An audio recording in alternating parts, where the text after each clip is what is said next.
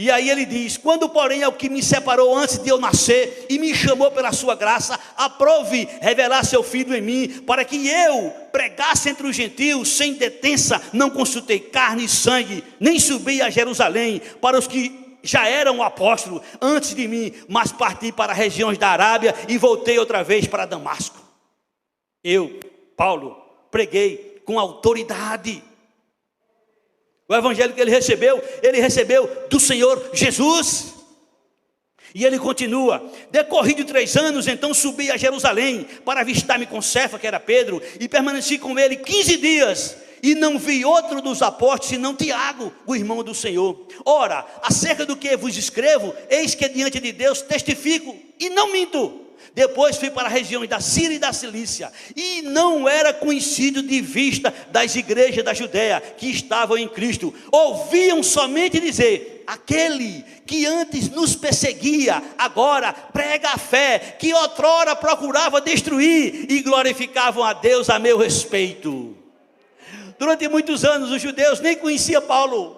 Sabia que ele era aquele que perseguia a igreja, que queria destruir a igreja, que queria devastar a igreja, mas que agora eles ouviam dizer: aquele que nos perseguia, hoje prega, hoje fala, hoje diz que Jesus é o Senhor, o Salvador, o Messias, o prometido, aquele que salva, aquele que perdoa, aquele que transforma, e é prova, porque ele foi transformado pelo poder de Jesus. Paulo, agora, ele é perseguido pelo evangelho que ele pregava, e que Jesus já advertia ao irmão Ananias, quando Jesus revela a Ananias que ele fosse na casa, para orar por ele, que ele estava cego. Senhor, esse homem, eu estou sabendo de muitas coisas que esse homem faz. Ele não tem ideia do que ele vai sofrer por amor do meu nome. Ele não tem ideia. E agora Paulo passa a ser perseguido. E no capítulo 5 de Gálatas, no versículo de número 11, ele nos dá uma palavra a respeito do que ele passava. Ele diz: eu, porém, irmãos, se ainda prego a circuncisão, por que continuo sendo perseguido?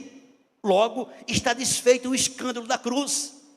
Paulo era perseguido pelos judeus que não eram convertidos, porque os judeus que não são convertidos, eles são pregadores da circuncisão. Se alguém quisesse ser judeu, ele teria que ser circuncidado. Foi essa a aliança de Deus com os judeus. Abraão foi o primeiro circuncidado, depois dele vieram os outros judeus. E se alguém de qualquer outra nação quisesse ser circuncidado, quisesse ser judeu, tinha que ser circuncidado. Era o primeiro passo.